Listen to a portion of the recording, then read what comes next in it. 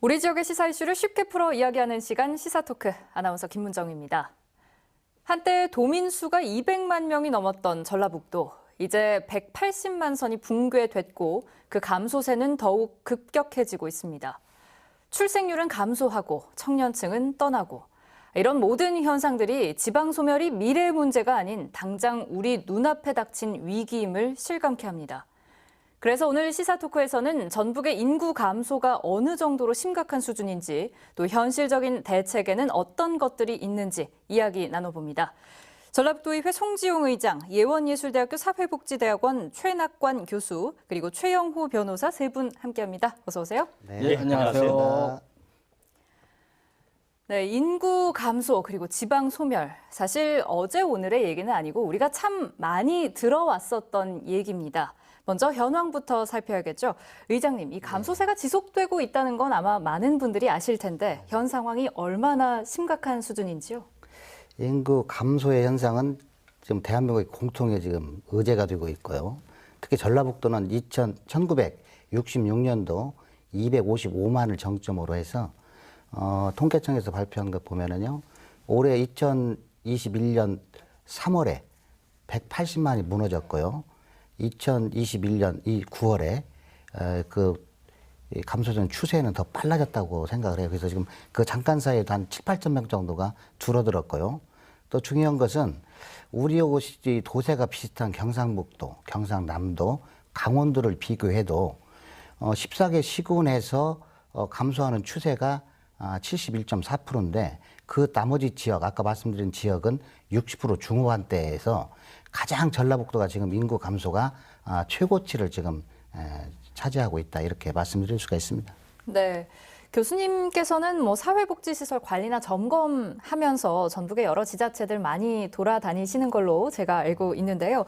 통계치로 명확하게 조사를 해보지 않아도 어르신들만 덩그러니 남겨지고 또 이전에 비해서 활력도 덜한 게 눈에 띄고 또 피부로도 와 닿을 것 같은데, 우리 농촌의 현실 어느 정도로 체감하고 계신지요? 글쎄요, 비단 저의 이야기만은 아닐 거라고 생각이 돼요. 순간 제가 생각이 나는 게 고려말 우리 그 야은 길재 선생의 회고가라고 하는 게 있잖아요. 사실 다 아시겠지만 산천은 의고한데 인걸은 간데없네라고 하는 그런 말이 있는데, 아마 이러한 이야기가 지금 현실을 놓고 이야기해도 크게 다르지 않을 것 같다라는 생각이 듭니다. 농촌 자체가 사실 비어있는 공간이 너무 많고 굉장히 사실 여러 가지로 이 적막감이 돌고 있는 그런 현실이 사실인 것 같고요. 더더군다나 심각한 것은 농촌 인구의 이 고령화율이 높아진다고 하는 것들도 우리들이 심각하게 지금 보고 있는 상황 중에 하나이지만, 사실 더 심각한 것은 그곳에서 아이들의 울음소리가 들리지 않는다는 것입니다. 이 아이들의 울음소리가 들리지 않는다고 하는 이야기는 시간이 흐르면 흐를수록 고령화율은 빨라지게 되는 거고, 이 농촌에서 이 어르신들의 이 고령화율은 굉장히 높아지게 돼서 실제로 지금 우리가 생각하는 것보다도 훨씬 심각한 상황들을 갖다 맞게 될 것 같고요. 더더군다나 이런 일이 이제 좀 확산되는 추세로 계속 가다 보게 되면 비단 농촌만의 문제를 넘어서서 실질적으로 우리 대한민국 사회가 소위 대도시 중심으로 모이게 되는 이 극점화 사회로 갈 수 있는 가능성이 너무 높아지기 때문에 사실 심각하게 고민하고 대안을 마련하는 것이 바람직한 게 아닌가, 이런 생각을 좀 해봅니다. 네. 한때 200만 명이 넘었던 전북의 인구가 이미 180만은 붕괴가 됐고 178만, 심지어 150만대 수준까지도 장담할 수 없다, 이런 얘기들이 오가고 있습니다. 그런데 사실 아까 의장님께서도 말씀을 해주셨지만 인구 감소 문제가 우리 전북만의 얘기는 아닙니다. 작년에 사상 처음으로 출생이 27만 명인데 사망이 30만 명으로 이 출생자보다 사망자 수가 많아서 전체 인구가 총 감소하는 데드크로스 현상이 처음으로 나타났죠. 예상보다 9년이나 빨리 이런 상황이 벌어졌다고 하는데, 앞으로 닥칠 일들을 좀 예상해 보기 전에 이 현상의 원인이 된 좀 사회적인 변화들은 어떤 것들이 있을지 살펴보도록 하겠습니다. 먼저 변호사님 말씀해 주신다면요. 사실 이제 인구 감소 문제는 심각한 문제죠. 근데 우리 전북에 한해서 보면은 훨씬 더 심각한 문제인 것 같아요. 이제 인구 감소의 그 요인은 두 가지예요. 하나는 출산을 안 하는 거, 그리고 두 번째 이제 지역 같은 경우에는 우리 지역으로 들어오는 사람보다 나가는 사람이 더 많은 거.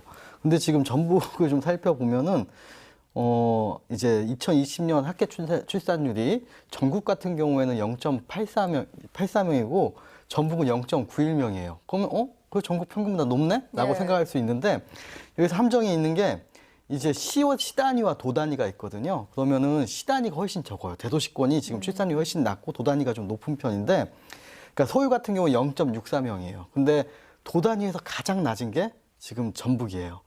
예, 그리고 이게 이제 또 이 출산율이라는 건 출생아 수를 가임기 여성으로 나누는 게 이제 그 출산율인 건데 그러면 생각을 해보면 가임기 여성이 적으면 출산율은 올라가는 거예요. 사실 전북의 청년층 인구가 적고 가임기 여성 인구가 적거든요. 그래서 출산율이 높게 나오는 거고 그럼 뭘 봐야 되냐? 한번 봐야 될 게 인구 대비 출생아 수를 한번 보면은 이게 이제 조출산율이라고 하거든요. 네. 인구 대비 출생아 수를 보면은 전국 평균이 1000명당 5.3명인데 지금 전북은 4.5명이에요. 이게 부산과 함께 전국 꼴찌예요. 지금 네. 출생아 수 자체가 객관적인 지표가 가장 안 좋은 거예요. 그다음에 다음으로 봐야 될 게 이제 이 인구의 이동이거든요. 그래서 전북에서 얼마나 많이 나갔냐.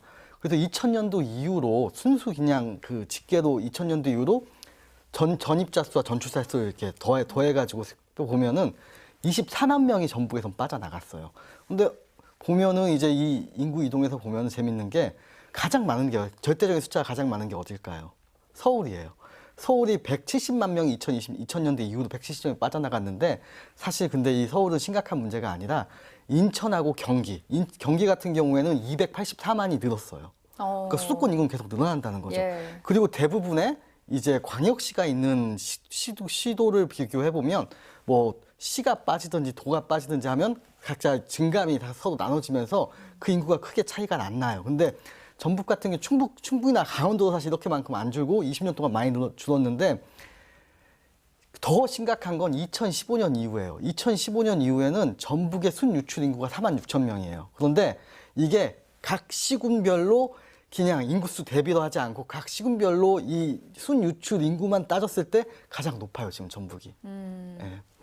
그런 지금 상황입니다. 사실은 인구 문제는 우리나라 되게 심각한 문제거든요. 사실 이건 선진국의 출산율의 반도 안 되는 사정인데 더 심각하다는 거예요, 지금 전북은. 예. 정말 말씀하신 대로 문제가 심각하다라고 느끼는 것 중에 하나가 이 1990년대 출생자 수가 65만 명 정도였는데 이 한 세대라고 부르는 한 30년 만에 이게 20만 명대로 떨어졌다고 하더라고요. 그래서 이렇게 한 세대 간 인구 차이가 이렇게나 많이 나는 경우는 사실 전쟁 상황을 제외하고는 우리나라가 유일하다 이런 말이 나올 정도로 정말 문제가 심각합니다. 의장님은 어떻게 보시나요? 이 전라북도가 안고 있는 문제에 대해서는 정책적 방향과 정책적 대안이 필요하다고 생각을 하고요. 인구 감소의 문제에 3대 리스크 문제가 있거든요. 첫 번째. 두 번째는 경제적 문제가 있고요. 세 번째는 사회 구조적 문제가 있다고 생각을 해요. 이 3대 리스크는 특히 인구 문제는 인구 감소가 노동 인구와 감소로 직결되기 때문에 전라북도가 지금 노동 문제에 대한 큰 심각성이 있다. 경제 활동 인구가 2028년도 기준으로 대한민국 28만 명 정도 감소하는 추계가 나와 있고요. 그다음에 초고령화 사회다. 이미 전라북도는 2025년도 초고령화 사회로 진입하는 단계인데 이 전부터 전라북도는 초고령화 사회가 진입됐다. 그다음에 지역 소멸인데요. 지자체에 있어서도 아까 모두에 말씀드렸습니다마는 14개 시군 중에 전주, 익산, 군산을 완주 네 군데를 제외한 10개 곳이 행안부가 2021년도 10월 18일 날 발표한 행안부 고시에는 인구 소멸 지역으로 고시를 했어요. 그다음에 경제적 문제는 경제적이 양극화되어 있기 때문에 결혼에 대한 그 확신이 안 서는 거예요, 경제적으로. 그리고 지금은 결혼을 한다고 해도 그 아이를 낳지 않겠다는 그런 흐름이 있어요. 그게 이제 일명 딩크족이라고 이렇게 하더라고요. 근데 이런 문제에 대해서 어떻게 제도적 보완을 해야 되지 않겠느냐는 문제하고요. 사회 구조적 문제는 제가 지금 직장 생활하는 여성분들의 이 얘기를 들어보면은 출산에 대한 출산 휴가에 대해서 쓰는 것도 두렵게 생각을 하고 그다음에 출산 이후에 다시 복귀한다고 해도 인사상의 문제가 있다는 것을 피부로 느낀다는 거예요. 그다음에 또 한 가지는 전업주부가 많기 때문에 일자리 창출, 여성이 일자리에 참여할 수 있는 기회가 제한적인데 경제적 문제 때문에 여성이 일자리에 참여할 수 있는 기회가 좀 정책적으로 늘려야 된다. 이런 세 가지 정도를 전라북도가 지금 정책적으로 빠른 시일 내에 수립해서 진행해야 된다. 인구 감소는 인구를 늘리는 방법은 출생에 답이 있는 것이 아니고 인구 유입 정책이라든가 인구 구조 정책에 대한 확실한 해답이 있어야 되겠다 이런 말씀 드리겠습니다. 네, 지금 인구 그리고 경제적인 문제 또 사회 구조적 문제 이렇게 세 가지로 나눠서 좀 얘기를 해주셨는데요. 이거 하나하나 나중에 짚어보도록 하겠습니다. 교수님 생각도 들어볼게요. 지금 저희들 이 저출산 그리고 고령화 이야기를 하고 있으면서 한편 생각해 보면 굉장히 좀 아이러니하다는 생각이 들어요. 왜냐하면 지금 우리 대한민국 역사에서 인구로만 놓고 보면 지금이 가장 많은 인구가 있습니다. 그러니까 정부 수립 직후인 예를 들어서 1949년에 2천만 명을 돌파하게 되고 그리고 이제 83년에 4천만 명 그리고 2012년에 5천만 명을 넘어서서 현재 인구로만 놓고 보면 가장 많은 지금 상황이거든요. 근데 문제는 지금 현재의 인구에 우리가 지금 초점을 맞춰서 이 위기를 이야기하는 게 아니잖아요. 그 추세를 가지고 봤었을 때 굉장히 심각하다. 그리고 지금 의장님도 말씀을 하셨지만 심지어 이제 뭐 농촌에 있는 마을 소멸부터 시작해가지고 이 뭐 지방 소멸까지 이야기하고 심지어 영국에 있는 어떤 학자는 국가 소멸까지 이야기할 정도가 됐으니까요. 지금 이 소멸에 관계되는 이 문제들은 정말 심각하게 받아들여야 될 것 같습니다. 어차피 뭐 2018년 기점으로 지금 대한민국은 합계 출산율 지금 한 명도 이제 채 유지를 못하고 있는 나라입니다. 우리가 흔히 아시겠지만 인구 대체 수준이라고 하는 이 2.1명의 합계 출산율을 지금 유지를 하는 것이 아마도 세계 모든 뭐 선진 국가는 우리나라를 포함해서 목표일 텐데 너무 지금 그 낮은 수치를 보이고 있고 더더군다나 우리 대한민국의 합계 출산율은 뭐 세계에서 뭐 유례가 없을 정도로 OECD 국가에 가장 뭐 낮다라고는 모두가 다 잘 아실 텐데요. 더더군다나 우리 이제 전라북도만 놓고 봐도 마찬가지지만 아까도 우리 변호사님도 말씀을 하셨고 의장님도 이야기를 다 하시던데 우리 전라북도에 이 출산율뿐만 아니라 이 인구 유출이라는 문제가 심각하기 때문에 사실상 인구가 이 급감한다라고 하는 것을 받을 수는 없는 거고 그리고 굉장히 중요한 특징 중에 하나는 20세에서 29세 사이에 바로 이 청년 인구의 유출이 우리 전라북도의 이 인구 유출에 가장 큰 축을 차지하고 있다고 하는 게 심각한 문제이죠. 더더군다나 그들을 놓고 보면 사실상 왕성하게 일을 할 수 있는 생산 가능 인구의 가장 대표적인 주자일 텐데 이제 이런 사람들이 실질적으로 우리 지역을 떠난다고 하는 것은 굉장히 심각한 문제입니다.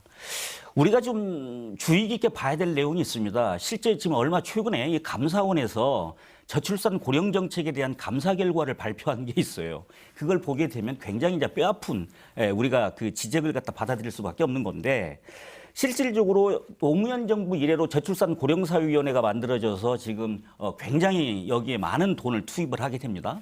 뭐 그 액수에 대해서는 조금 뭐 차이가 있을 수가 있어요. 사람들마다 차이가 좀 있긴 하던데 대략 감사원이 이야기하는 것은 15년간 380조 원이 투입이 됩니다. 어마어마한 돈이죠. 그런데 보십시오. 지금 합계 출산율 0.8명대를 지금 유지하고 있는 이 상황이 도대체 무엇을 암시하느냐. 굉장히 질책을 지금 하고 있는 내용들이고요. 더더군다나 그 원인으로서 감사원이 다른 자료를 들어서 지적하고 있는 세 가지가 있습니다. 첫 번째가 사교육비, 두 번째가 주택, 세 번째가 실업률인데요. 정확하게 이 세 가지가 대한민국을 이야기하는 가리키고 있는 굉장히 중요한 원인이지만 더더군다나 이 이야기는 전라북도에 굉장히 가슴 아프게 다가오는 내용들이죠. 특히 뭐 사교육비 없는 쪽에서 그래도 이 경쟁을 해야지 되는 상황들, 주택, 그리고 실업률, 청년 실업률도 이야기하지 않을 수 없잖아요.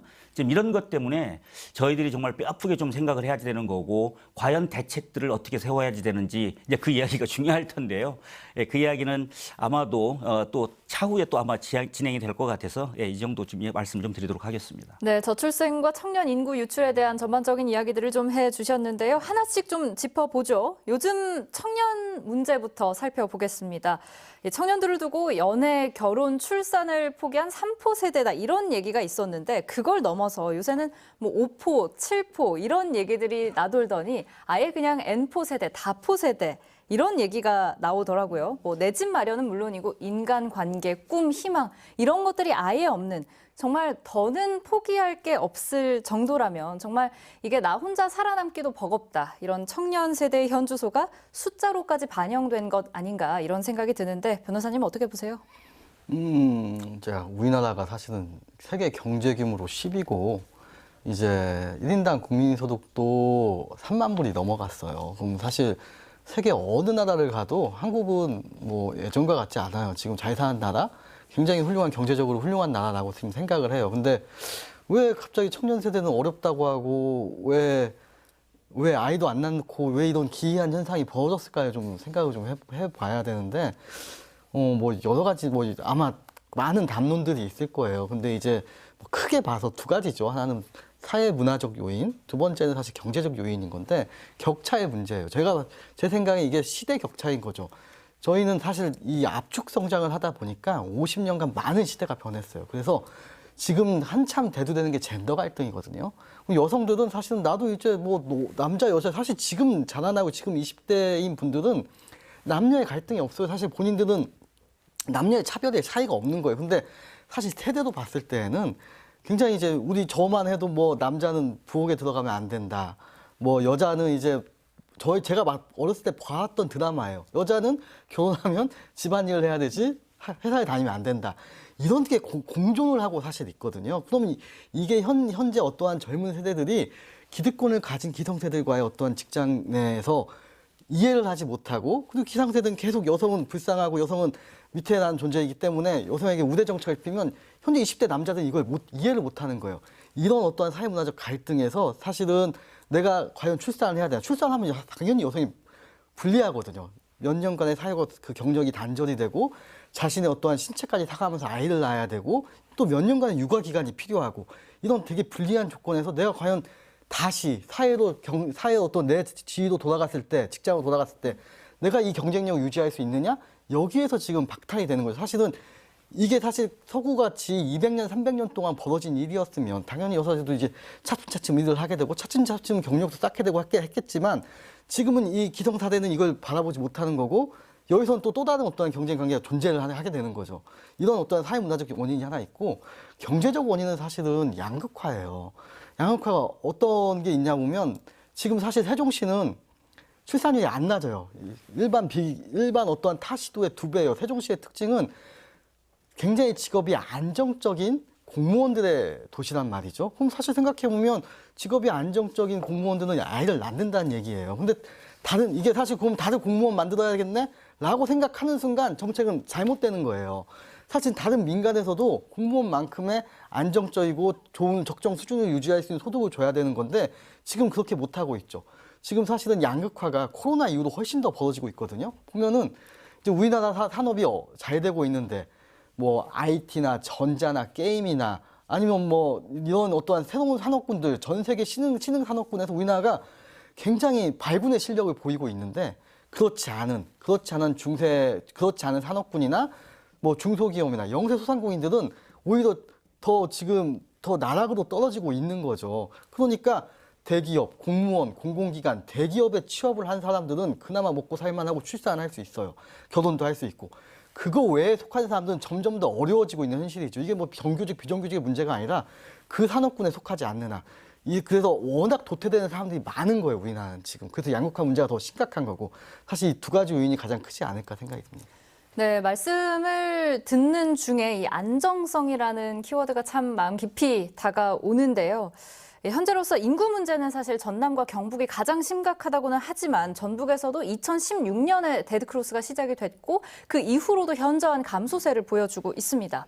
출생률만이 그 이유가 아니고 인구 전출도 아마 세 분이 앞에서도 말씀을 해주셨지만 인구 전출도 한몫을 했는데 예전부터 이 말은 제주도로 보내고 사람은 서울로 보내라 이렇게 말을 했다지만 사실 지금은 그 말이 너무하게 들릴 만큼의 그런 상황이 됐습니다. 어쨌든 이런 문제들을 해결하려고 정부가 내놓은 대표적인 정책 중에 하나가 바로 공공기관 지역 이전입니다. 사실 지난주에도 이와 관련한 이야기를 다뤄봤었는데요. 세 분은 눈에 띄는 성과나 효과가 있다고 생각하시는지도 좀 들어보도록 하겠습니다. 의장님 어떻게 보세요? 지금 2013년도부터 공공기관 이전이 이제 본격화됐거든요. 전라북도에서. 농촌진흥청을 중심으로 해서 몇 개 기관들이 이전을 했어요. 지표로 보면은 공공기관 이전이 인구 유입과 경제 활동에 좀 전라북도에 도움이 있었다라는 지표는 나오고 있습니다. 하지만 안에를 들여다보면은요, 혁신도시가 지표상에서 보면은 정주 인구 달성률은 부산에 의해서 100.6%가 되고요, 부산은 105.5%가 되거든요. 전국으로 비교해 보면 부산 다음으로 가장 많아요. 정주 인구 달성률이요. 가족 동반으로 하는 것은요, 부산 다음으로도 가장 많습니다. 그런데 인구 추이를 보면은요, 전주시 예를 들어보겠습니다. 2013년도에 전주 인구는 65만 한 1,200 정도 됐고요. 그 지난 2021년도 9월 정도 되면은 전라북도 인구는 65만 8,000명 정도 돼요. 이게 그 사이의 인구는 한 7,000명 정도 늘은 건 사실이지만 그렇게 크게 확장성은 없었다. 다른 예를 들어보겠습니다. 원주시는 같은 기간, 그 다음에 기간은 작년 걸로 비교를 해보면요. 원주시는 2013년도에 32만 7,000명, 작년에는 35만 6,000명, 3만 명 정도가 증가가 됐어요. 그래서 공공기관 이전에 대한 지표상의 성과는 있었지만은 공공기관에 들어오는 과정에서 많은 것들을 좀 고민해 봐야 되겠다. 이런 생각 들어봅니다. 네, 교수님 어떠세요? 예, 뭐 지금 우리 의장님께서 말씀해 주시는 내용이 맞고요. 지금 이 이야기가 사실은 그 한국개발연구원 KDI에서 지금 나온 그 결과를 지금 요약을 아마 해 주신 것 같습니다. 맞죠? 그 이야기가 아마 연구 결과에 대해서 저도 좀 신뢰를 하고 있습니다. 그 결과가 다시 한번 좀 말씀을 하셨지만 전라북도가 그 내용으로만 놓고 보면 그렇게 나쁘지 않습니다. 부산하고 우리 전라북도는 상당히 좋은 쪽에 지금 분류가 돼 있습니다. 우리가 지금 아시겠지만 이 공공기관 그리고 혁신도시와 관련지어서 전국 10개 지구에서 이야기가 되고 있었지만 나머지 부산 전북을 빼고 8개는 지금 뭐 이주율을 할지 뭐 가족 동반일 이 모든 것들이 지금 굉장히 지금 낮은 수준에 지금 머물러 있다라고 하는 게 지적인 것 같습니다. 그러면 우리 사정은 어떠냐 한번 좀 들여다보죠. 지금 방금 이제 전체적인 이야기를 또 하셨으니까. 사실 우리 전라북도가 이 자료로만 놓고 보면 나름대로 그 이전의 효과를 지금 누린 것이 아닌가라는 생각을 해보는데요. 실제 좀 들어가서 보게 되면 그렇지 않다라고 하는 것은 지표로도 이미 확인이 되는 것입니다.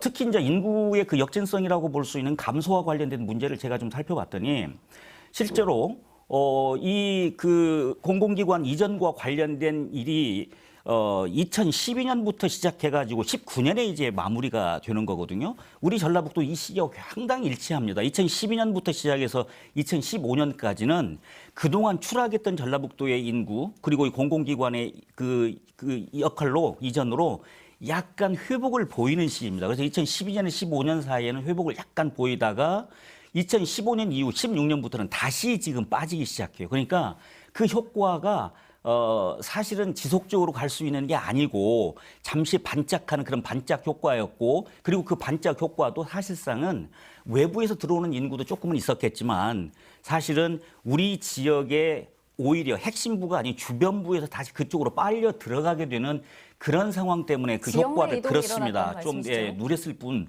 실질적으로 우리가 공공기관 이전과 관련지어서 외부에 있는 많은 사람들이 우리 지역에 들어와 살고 하는 이런 것과는 좀 더 별개로 좀 생각해야 될 필요가 있다라고 하는 것이 그 조사 내지는 뭐 연구 결과에도 다 등장하는 내용들이거든요. 결국 이렇게 되고 본다고 한다면 실질적으로 공공기관 이전과 관련지어서 우리 전라북도뿐만 아니고 전국적으로 놓고 평가를 해봤었을 때 이 정책이 원래 그 기대했었던 기대 효과에 상당히 사실은 지금 미치지 못하고 있는 게 우리의 현실이다. 이렇게 좀 정리를 해볼 수가 있을 것 같습니다. 네, 정말 약간 경제적으로 얘기를 해본다면 들인 비용 대비 효과가 그렇습니다. 있었는지 그게 의문이다 이런 말씀 해주신 것 같고 변호사님께서는 지난주에도 참 많은 말씀 해주셨던 걸로 제가 기억을 하는데 다시 한번 좀 정리해서 말씀을 해주시죠. 뭐 사실 이제 혁신도시라는 게 이제 공공기관을 이전해서 거기에서 이 공공기관을 바탕으로 하나의 산업을 잉태한다라는 게 이 혁신 거점을 만든다는 게 혁신 도시인 건데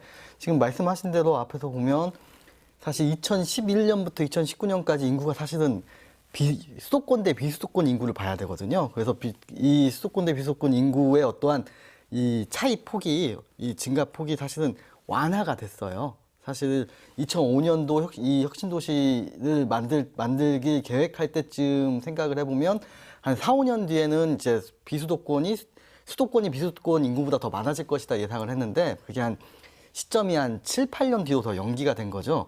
그래서 연장이 된 거죠. 그래서 아마 이제 그 수도권과 비수도권 인구의 어떠한 증가 문제에 대해서 있어서는 그래도 일부 효과는 있다라고 할 수는 있겠지만 지금 계속 순 유출이 지금 늘어나고 있잖아요. 딱 공공기관 이전했을 때 그 인구에 한정이 됐다라는 거죠.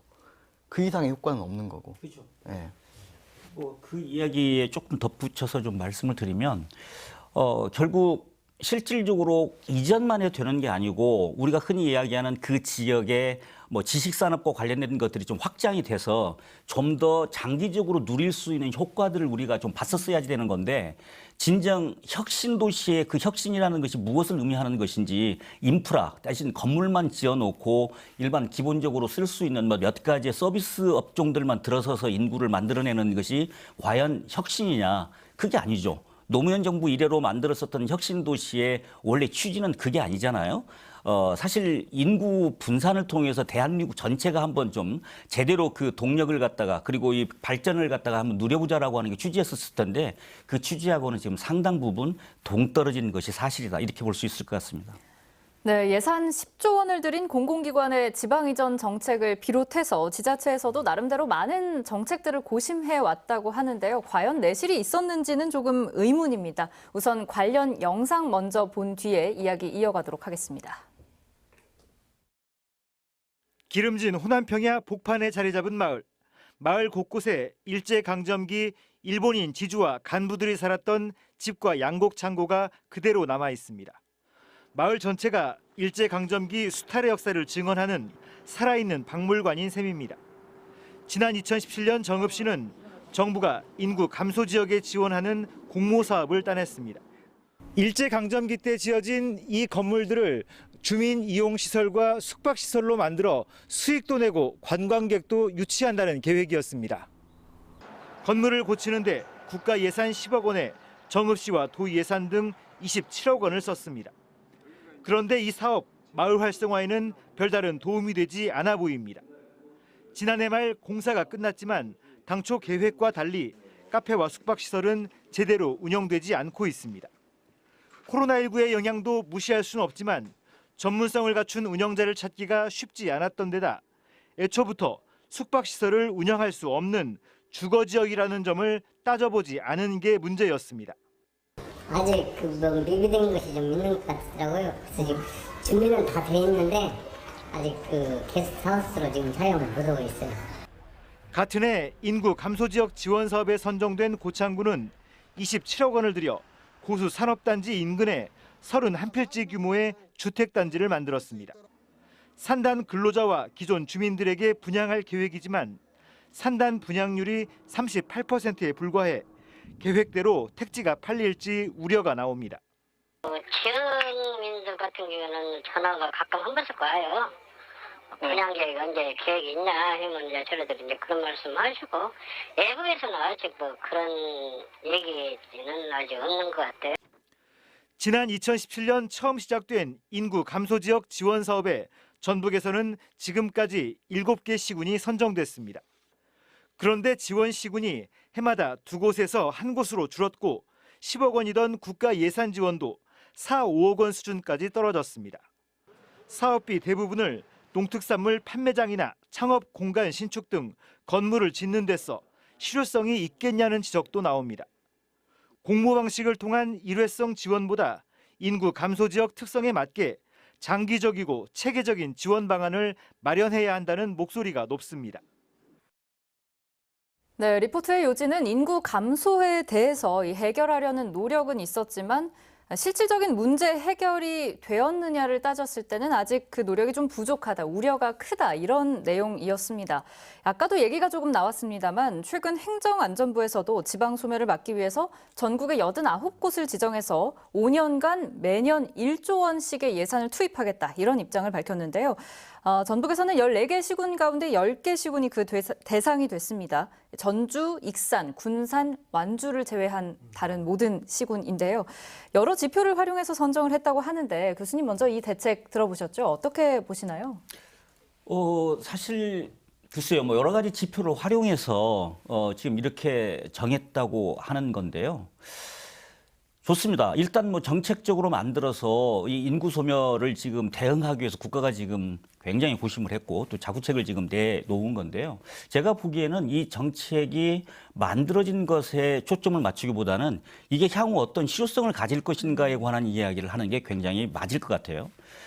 심지어 몇 년 전에는 완주도 사실은 인구 소멸 지역에 포함이 됐었습니다. 네. 예, 그런데 이번에는 지금 포함이 되지 않고 빠진 거죠. 과연 왜 그러는 것인지 뭐 여러 가지 이제 이유는 있을 수가 있습니다. 완주 자체만으로 갖고 있는 굉장한 강점이 있었던 것은 사실이에요. 인구를 유입할 수 있는 여러 가지 지금 중요한 요건들이 이제 있었던 건 사실이지만 제가 보기에 그런 입장보다는 조금 이제 다른 각도에서 좀 생각을 좀 해봐야 될 필요가 이제 있을 것 같은데요.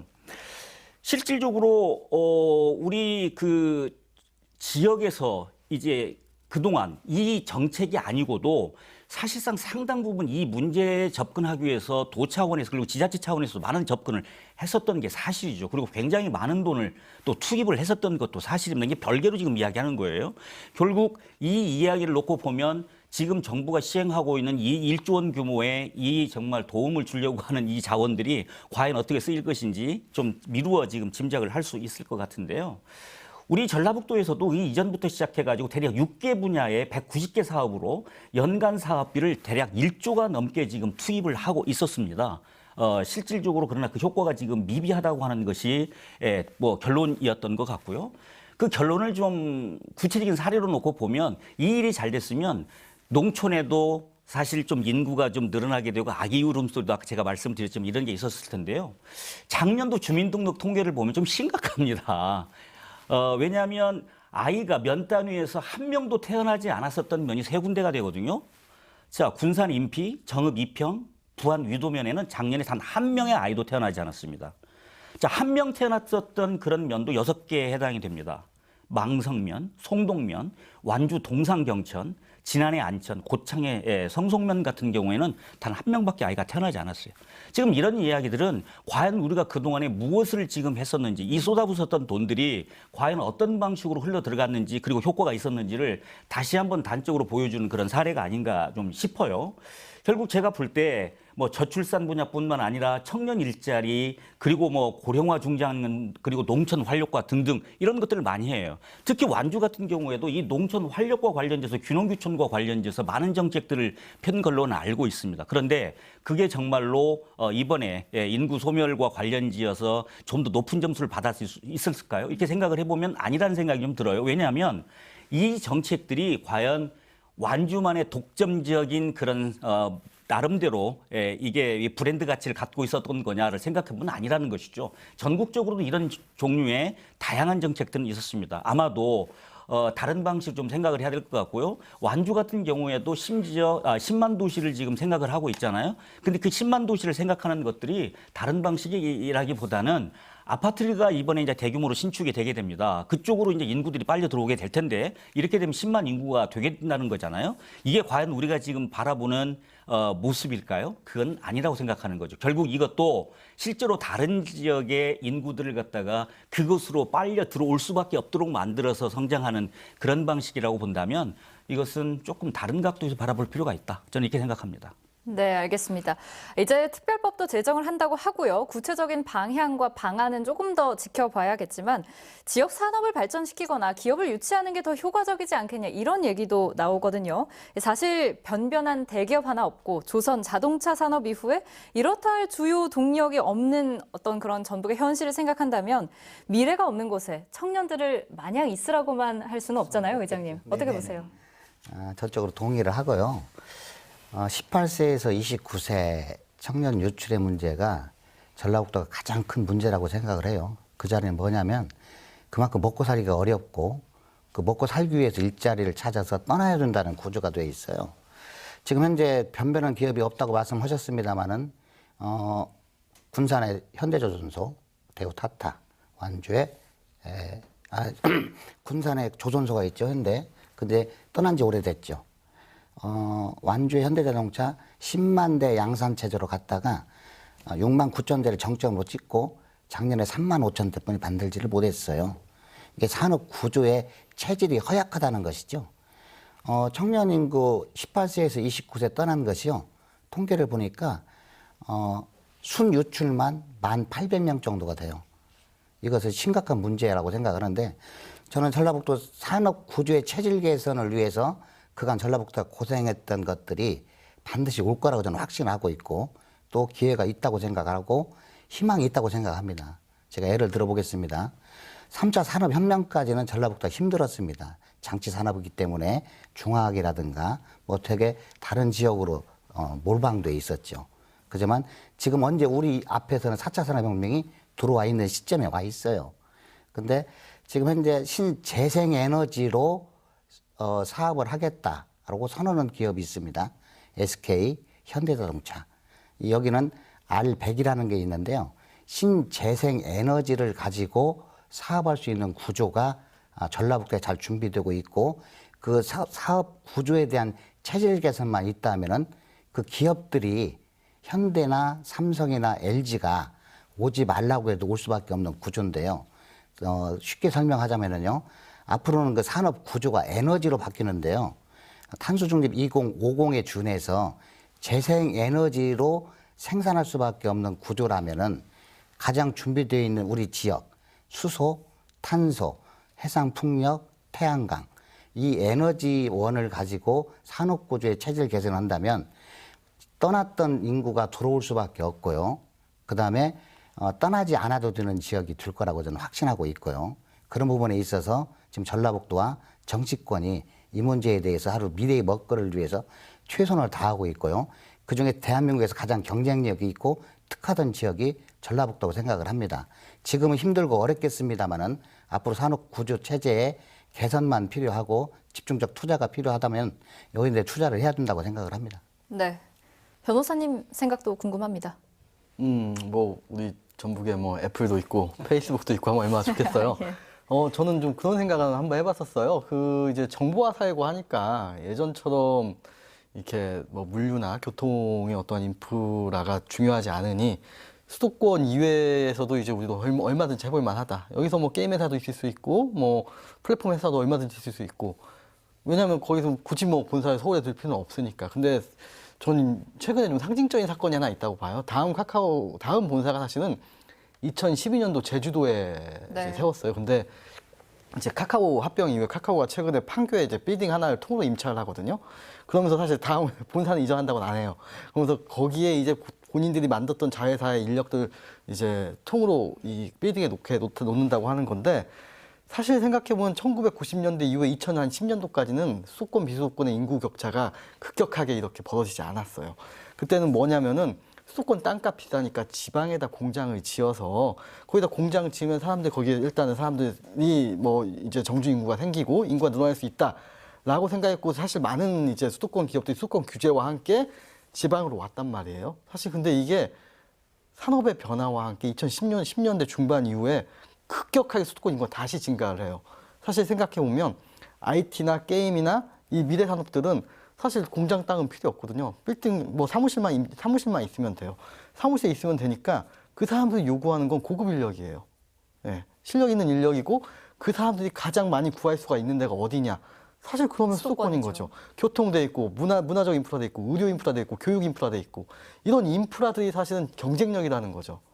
그러니까 저도 사실 생각해보면 우리가 도대체 못할 게 뭐가 있겠냐 했는데 오히려 이 정보화 사회 이후에 산업 변혁 이후에 개혁 이후에 점점 더 격차가 벌어지고 있는 게 사실 이거는 기존의 어떠한 강세를 보였던 산업단지 위주의 경남권이나 이쪽도 사실은 훨씬 더 격차가 지금 벌어지고 있는 거죠. 그래서 기존에는 우리가 무슨 뭐 농업 도시니 뭐 이러면서 뭐 우리만 소외됐다고 했는데 지금은 사실 수도권의 다른 지역들은 다 볼멘 소리를 하고 있는 거예요. 네. 양질의 일자리도 문제가 되겠지만요. 혹시 세 분은 뭐 팍세권, 스세권, 몰세권 이런 말 들어보셨나요? 혹시 아세요?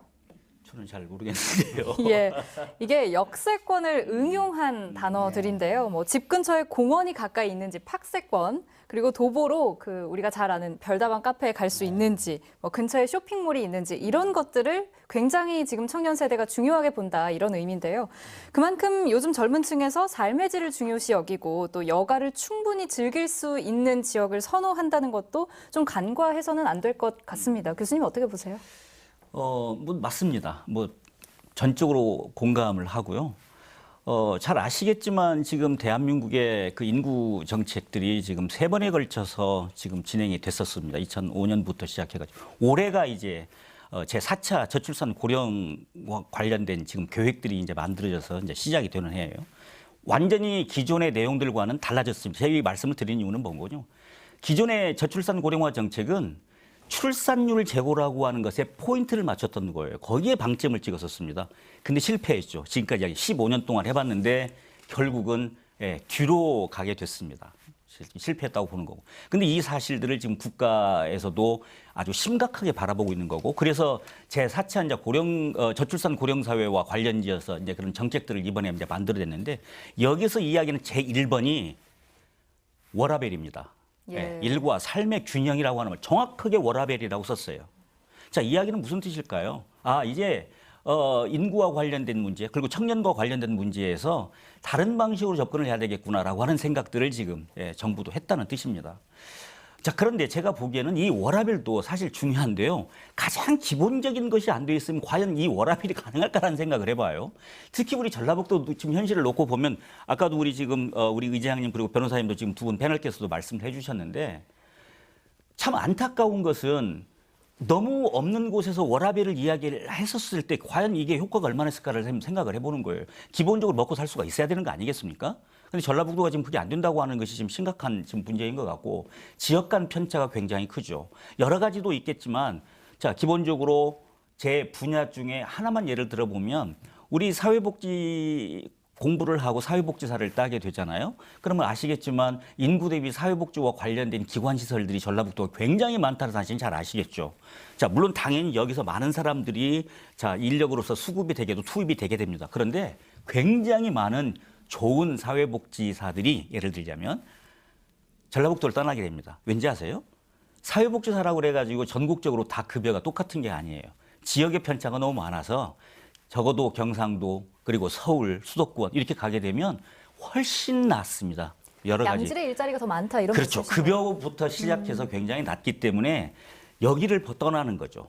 자, 이런 상황들이 지금 계속 된다라고 하는 것이 우리의 현실이라고 본다고 한다면 글쎄 모르겠습니다. 이 워라밸이라고 하는 그런 일과 삶의 균형들을 갖다가 잘 우리가 조정해야지 된다고 하는 것이 사실은 절대적 기준을 좀 넘어선 상황 속에서 이것들이 좀 가능하지 않을까.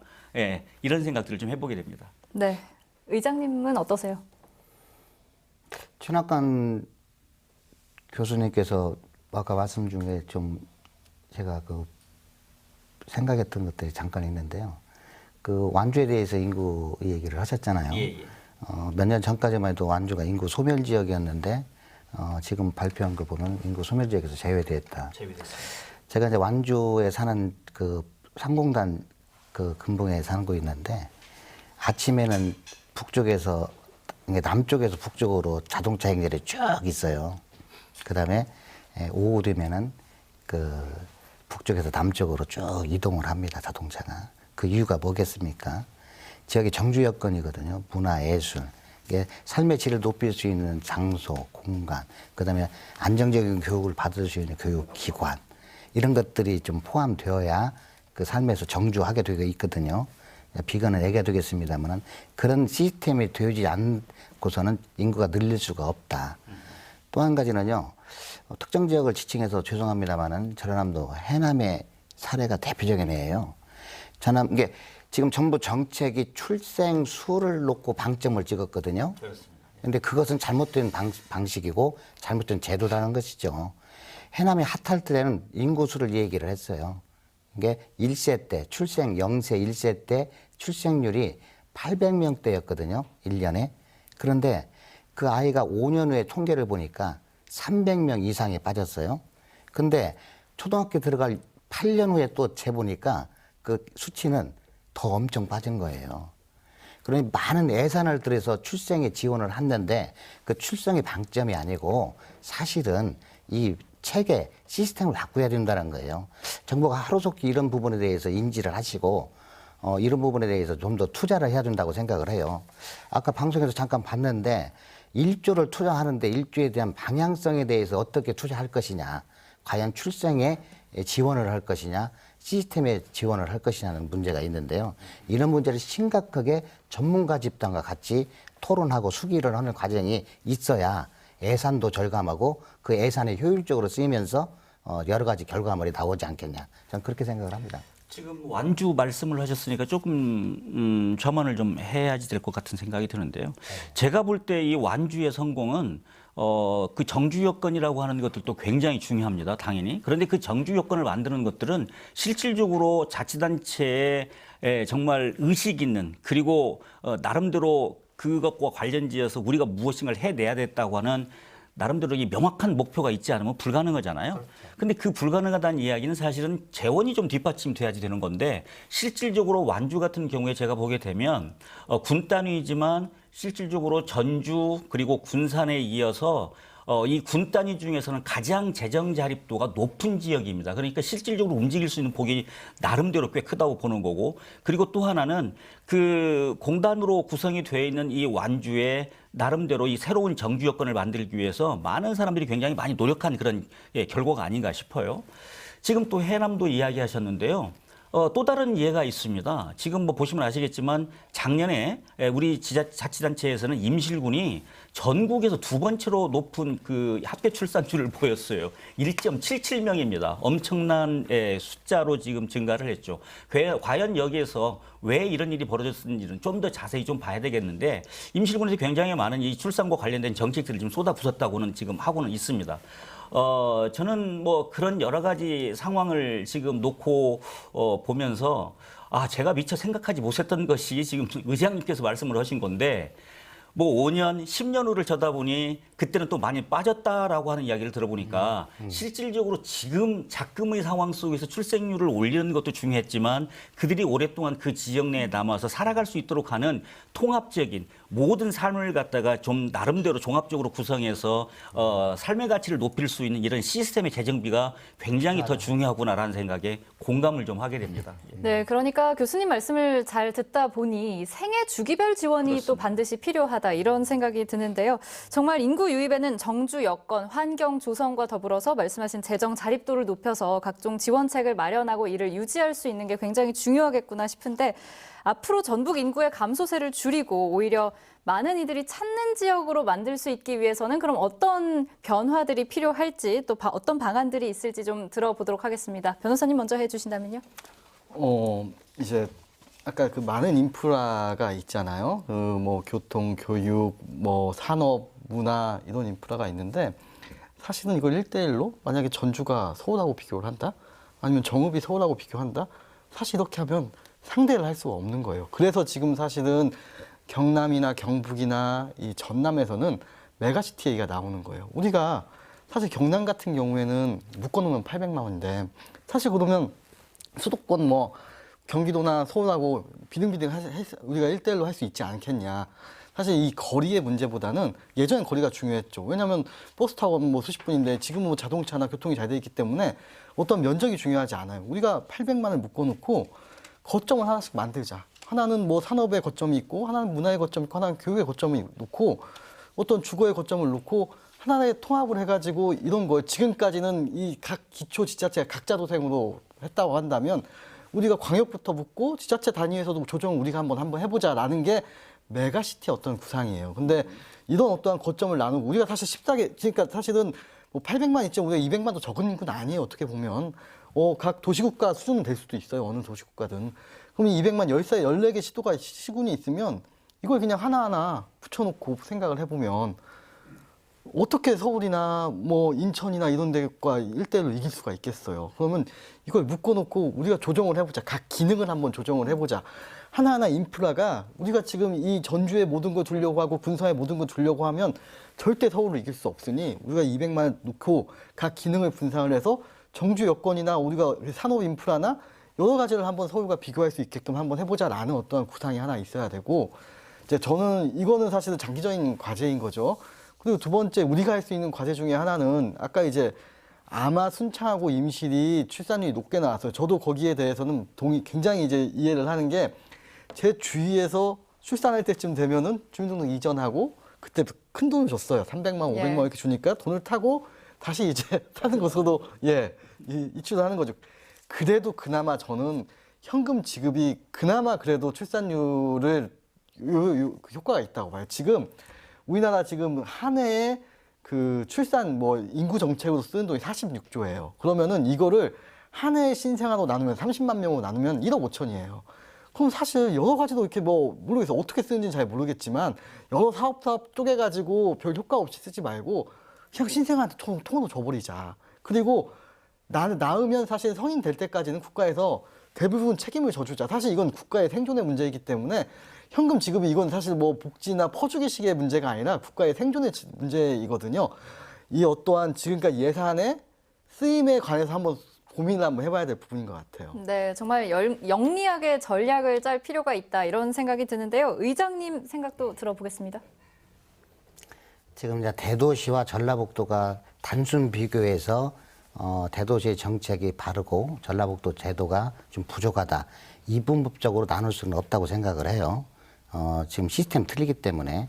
그럼 오늘의 주제는 인구 감소에 대한 이 해결책을 어떻게 도민들한테 알리고 좀 줄일 수 있는가. 또 그 줄이는 방법에 있어서 중앙정부나 지방정부, 특히 정치권은 이 문제에 대해서 어떻게 고민을 하고 수기를 할 것인가라는 것이라고 생각을 해요. 전라북도 입장에서는 지금 현재 모두에서 말씀드렸습니다마는 더 이상 인구를 더 이상 줄어들어서는 안 되고, 그다음에 좀 더 많은 일자리를 만들어서 줄이는 숫자도 줄이면서 오는 숫자도 늘려야 되겠다는 그런 방법을 택해야 되는데, 전라북도만의 특색 있는 사업을 해야 되겠고, 또 국가의 책무와 지방정부의 책무가 아우러져서 해야 된다고 봐요. 인구를 늘릴 수 있는 방법도 중요하지만 현재 있는 인구를 더 이상 줄어들지 않는 방법을 먼저 일환으로 하고, 그에 일자리라든가 산업의 근간을 둬서 양질의 일자리나 산업 구조의 재편이 있다면은 반드시 좀 전라북도가 인구 유입에 있어서도 상당한 효과가 있을 것이다, 이렇게 생각을 합니다. 네, 사회 경제 전반에서 일어나는 변화의 바람을 막거나 늦출 수 없다면 그 바람을 어떻게 잘 타고 갈지를 고민하는 정치권과 행정의 노력이 더욱 깊어져야 할 것 같습니다. 사람이 찾아오고 또 채워져서 이전처럼 웃음소리 가득한 천년고을 전북을 이어갔으면 좋겠습니다. 시사토크 마칩니다. 함께해 주신 여러분 고맙습니다.